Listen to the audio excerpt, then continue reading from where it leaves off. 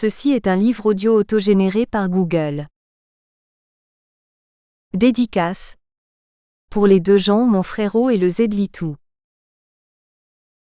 Presentation, le nouvel organicisme. Depuis Michel Foucault, les sociologues de la modernité ne cessent de nous le répéter, le pouvoir a changé. Il a quitté son manteau de froidure hiératique et de dureté ostentatoire pour se vêtir de douceur et de bienveillance, Tocqueville l'avait prophétisé sans bien sûr renoncer pour autant à sa visée. L'organicisme représente l'idéologie naturelle d'un des piliers du pouvoir social moderne, l'institution psychiatrique. Il a lui aussi pris le tournant de la post-modernité sans modifier en rien ses fondements doctrinaux. Exit donc la tare héréditaire, la sous-humanité de la dégénérescence et des dégénérés, les procédures eugéniques, les défectuosités du génome supposées responsables des troubles psychologiques et des maladies mentales doivent être appréhendées comme le sont diabète et Parkinson, comme des handicaps individuels susceptibles de thérapeutiques substitutives ou compensatoires, en attendant la future thérapie génique curative. Le malade psychiatrique n'est-il pas aussi un consommateur à traiter avec égard, et la psychiatrie un marché juteux et socialement solvable? Bref, la donne a changé. L'organicisme moderne américain n'est pas l'organicisme de jadis, celui de la vieille Europe. Bardé de neurosciences et de psychologie expérimentale, plus présentable, plus intelligent, plus ouvert, plus médiatique, revendiquant sans complexe l'appellation psy, prêt à accueillir positivement toute procédure dont l'efficacité serait évaluable, il a conquis le devant de la scène et c'est maintenant la psychanalyse qui fait figure de doctrine douteuse et ringarde. Il faut donc dissiper ce mirage séducteur et revenir au fondement d'une doctrine qui évacue le sujet pour lui substituer une machine biologique, ne pouvant concevoir la difficulté d'être homme qu'en termes de dérèglements cérébraux. Il faut pointer la régression vertigineuse de la clinique psychiatrique dans ce contexte lénifiant. Il faut argumenter enfin la vigueur explicative inentamée de la connaissance psychanalytique, et sa remarquable progression depuis Freud dans le champ des psychoses. C'est à quoi vise ce recueil, qui aurait aussi bien pu s'intituler « Défense et illustration de la théorie psychanalytique des psychoses ». Mais attention, tout cela suppose pour la psychanalyse de sortir des facilités paresseuses qu'elle s'était accordées du temps de son éphémère triomphe. Doctrines obscures, arguments d'autorité pour des formulations douteuses et invérifiables, sectarisme, mépris du contradicteur. Le succès et le pouvoir ont vite fait de donner le tournis décidément, et l'humilité de la démarche analytique personnelle de virer à la prétention sans limite, dans une sorte de retournement narcissique terminal du transfert. On trouvera donc dans les textes qui suivent, précédant le chapitre central consacré à l'étude théorique et clinique de la structure du champ psychotique, une critique en règle des faiblesses cliniques et théoriques du DSM suivie d'une analyse du cycle de la clinique psychanalytique avec ses bases doctrinales. J'ai placé en tête de ce recueil un texte déjà ancien, mais à mes yeux fondamental élucidant les fondements conceptuels freudiens de la notion de psychose, et en postface le compte-rendu à mi-course de l'expérience d'un analyste praticien dans le domaine des psychoses dites ambulatoires. Prologue, constitution du concept freudien de psychose. Je me propose ici de situer les conditions dans lesquelles Freud a pu rencontrer le problème clinique des psychoses. Je tenterai donc de décrire à grands traits l'état de la question au moment où Freud entame ses investigations dans ce champ, les matériaux cliniques et les orientations conceptuelles qu'il a pu y emprunter ou qui ont pu guider son regard. Nous pourrons ainsi mesurer à la fois l'originalité spécifique de l'abord freudien, comme les filiations qui le rattachent à son enracinement historique. Je m'appuierai sur les 2 tomes de mes fondements de la clinique, qui constituent la toile de fond de cet article, et où l'on pourra trouver une étude plus complète et les références des documents sur lesquels ils se fondent.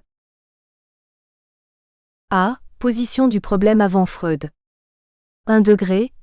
Il me semble que le vocabulaire de la psychanalyse de Gilles Laplanche et J.B. Pontalis exprime une opinion très largement répandue dans le milieu psychanalytique en considérant que, vers 1895 à 1900, Freud trouve dans la culture psychiatrique de langue allemande une distinction bien assurée du point de vue clinique entre psychose et névrose. Page 269, C'. Et là pourtant une affirmation totalement erronée. Les 2 termes existent certes depuis déjà longtemps dans le vocabulaire nosologique, plus d'1 siècle pour le terme de névrose, un demi-siècle pour celui de psychose. Ils sont d'un emploi très courant, mais ne constituent nullement un couple d'opposés, attendu qu'ils ressortissent de 2 plans conceptuels différents, en quelque sorte perpendiculaires l'un à l'autre. Loin de s'exclure, ils peuvent au contraire très facilement se superposer. Une même entité, par exemple la mélancolie ou la manie dans la littérature psychiatrique allemande de l'époque, pouvant être à la fois une psychose et une névrose. En effet, le terme de psychose signifie alors tout simplement maladie mentale, affection psychiatrique. Il s'est substitué comme concept technique au vieux terme de folie, dans la mesure où l'évolution des conceptions cliniques tendait à en faire non plus un genre, mais une classe, et donc à l'employer au pluriel.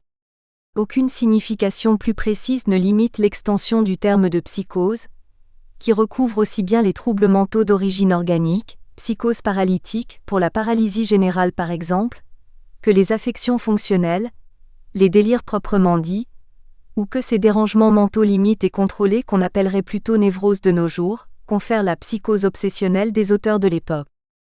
Quant au terme de névrose, il désigne, lui, non pas une notion clinique comme celui de psychose, mais un concept étiologique et nosologique, ces affections fonctionnelles du système nerveux où les perturbations les plus étendues et les plus étagées de ces fonctions ne reposent sur aucune lésion organique décelable. On s'interroge alors sur le fait de savoir s'il s'agit d'un cadre provisoire, appelé à disparaître avec le progrès des techniques histologiques. La maladie de Parkinson, par exemple, restera encore longtemps une névrose, ou s'il pourrait bel et bien s'agir d'une classe d'affections ayant une réelle cohérence conceptuelle, et qui se caractériserait par la bénignité du point de vue pronostique et la fugacité de leurs symptômes, mais aussi par la permanence de la maladie, c'est-à-dire son aspect constitutionnel, manifestation des apostrophes. Un terrain dégénératif, d'une tare plus ou moins héréditaire. Les psychoses sans base organique objectivable, ne reposant ni sur une lésion cérébrale ni sur un processus toxi-infectieux, tendent ainsi à être considérées comme des névroses, et cela dans un double cadre. D'abord comme des affections autonomes, des névroses de cette zone du système nerveux qui correspond aux processus hiérarchiquement les plus élevés, c'est-à-dire au psychisme. Ce sont les psychonévroses, maladies mentales fonctionnelles, parfois dites psychoses proprement dites, Magnan les oppose au état mixte entre la psychiatrie et la pathologie médicale. Ensuite comme les manifestations particulières, étendues aux fonctions nerveuses supérieures, c'est-à-dire mentales, des grandes névroses généralisées, telles l'épilepsie, l'hystérie ou la neurasthénie, dont les symptômes couvrent l'ensemble des fonctions nerveuses. Dans la nosologie allemande courante à l'époque, celle de Krafft-Ebing, on distingue alors les troubles mentaux constants, perturbations caractérielles et affectives des névrosés, neuropsychose, les accidents mentaux qui font directement partie de la névrose, comme les crises psychiques et les états seconds hystériques. Enfin, les psychoses qui naissent sur le terrain de la névrose, mais ne diffèrent que par quelques détails des autres psychoses autonomes. Ainsi la paranoïa hystérique, où sont plus fréquents les thèmes érotico-mystiques et les symptômes de persécution physique. L'opposition conceptuelle névrose-psychose, c'est-à-dire finalement le concept de psychose, est donc quelque chose de purement freudien et le restera longtemps. Ainsi Pierre Janet peut paraître rejoindre Freud puisque vers la même époque, il ne reconnaît que 2 névroses, l'hystérie et la psychasthénie, qui recouvrent grosso modo les troubles phobo-obsessionnels, mais il ne tardera pas à considérer la mélancolie, la manie, les délires chroniques et la schizophrénie comme des névroses, dans le même sens accent aigu et pathogénique qu'il donne à ce terme. C'est donc dans la pensée freudienne elle-même qu'il faut comprendre la genèse de ce couple d'opposés, nous verrons comment. Mais ce qui peut alors nous interroger, c'est la question de savoir au juste ce que Freud peut réellement emprunter à la clinique psychiatrique de son temps. Tentons d'en faire l'inventaire. 2 degrés. Comme je l'ai déjà indiqué à diverses occasions, la clinique psychiatrique subit autour de la charnière du milieu du XIXe siècle une mutation qui en renouvelle totalement la démarche.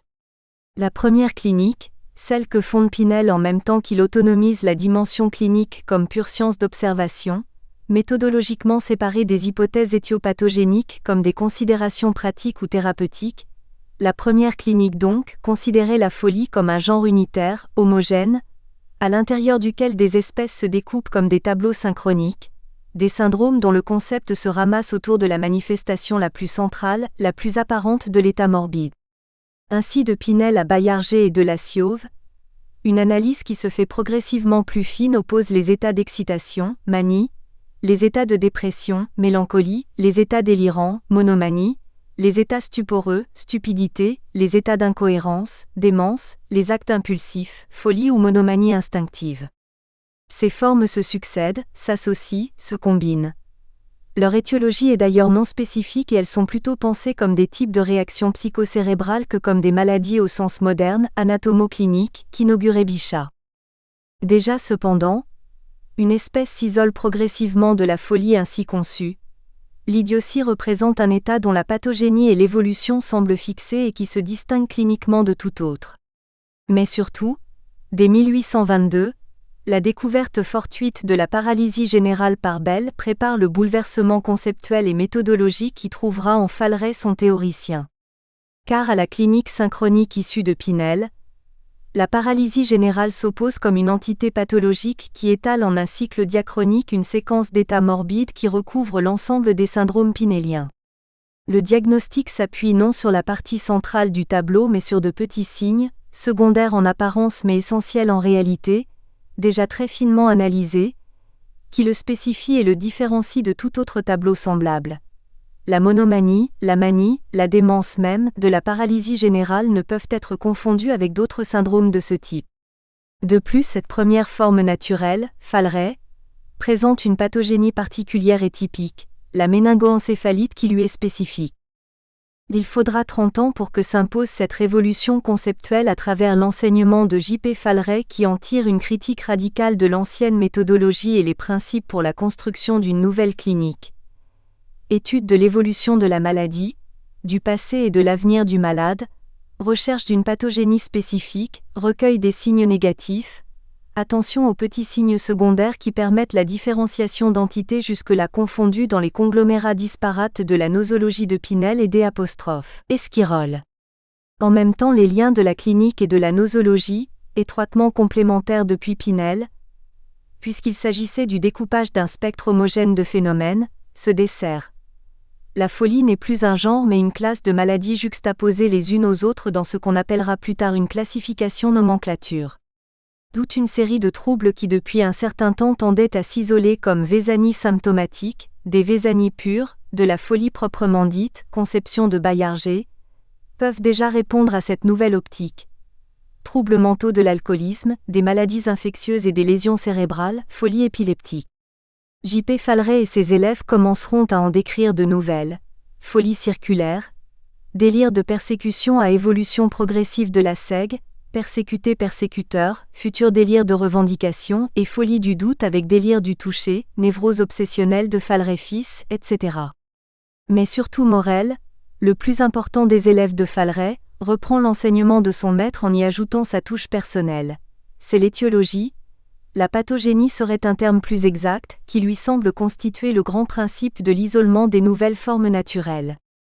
Pour cette immense classe de maladies mentales sans cause organique, que Baillarger regroupait dans les vésanies pures, il va proposer un principe de compréhension et de classement, l'étude du terrain, de la prédisposition comprise dans les termes de son temps comme dégénérescence plus ou moins héréditaire.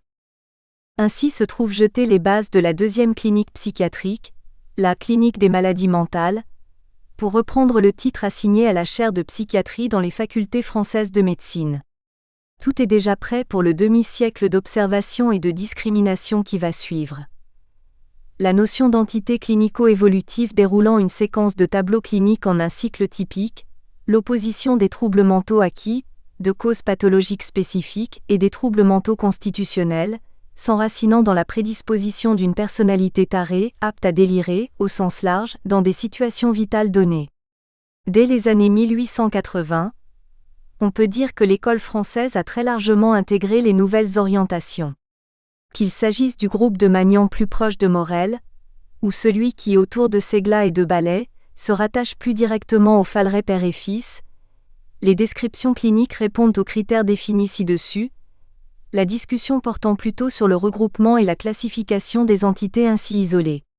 Ainsi les folies dégénératives de Magnan regroupent des formes cliniques un peu disparates, mais ayant chacune une forte individualité clinique et évolutive, de même pour les délires systématisés de Segla et Arnaud.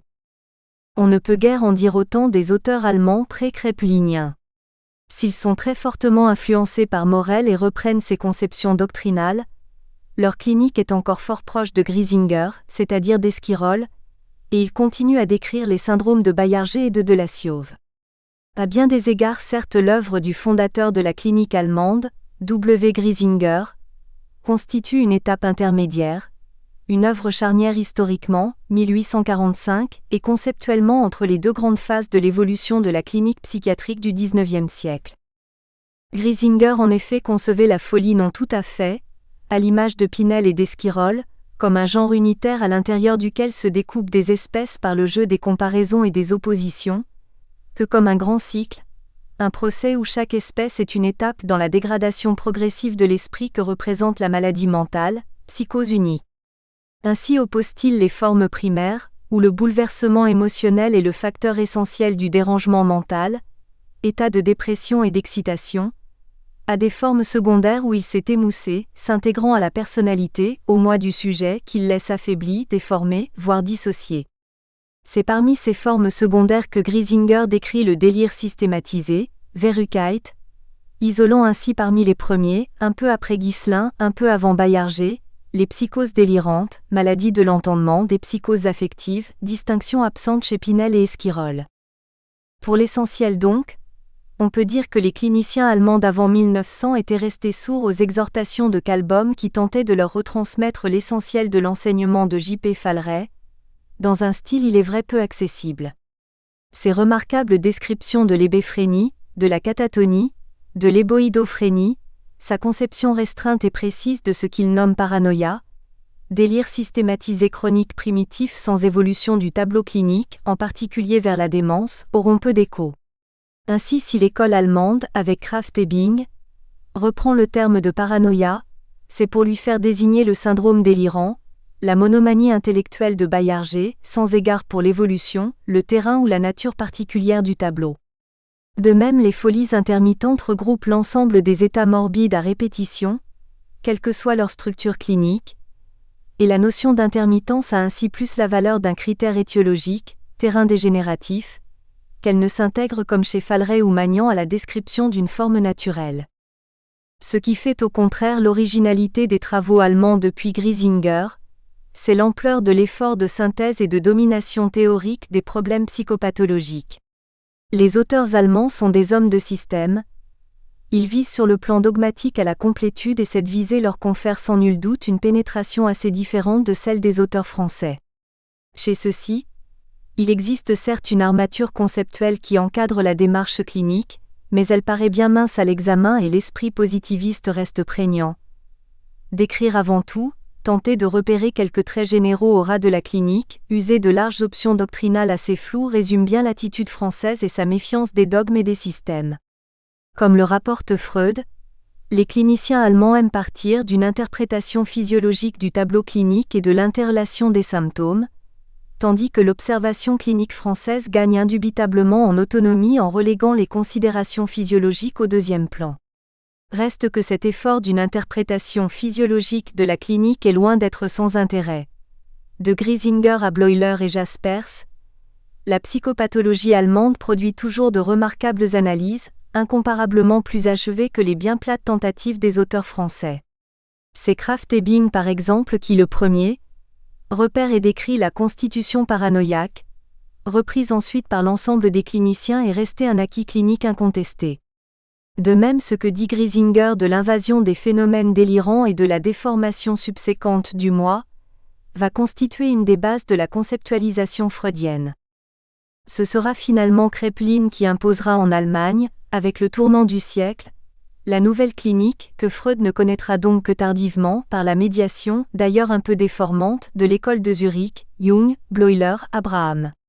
C'est de Kalbom que Kraepelin reprend le concept d'entité morbide clinico-évolutive à éthiopathogénie spécifique ainsi que l'accent sur la spécificité des états terminaux, avec la notion de signes particuliers les annonçant dès le début du cycle morbide. Cette dernière notion est présente chez les Falleret mais sans insistance particulière.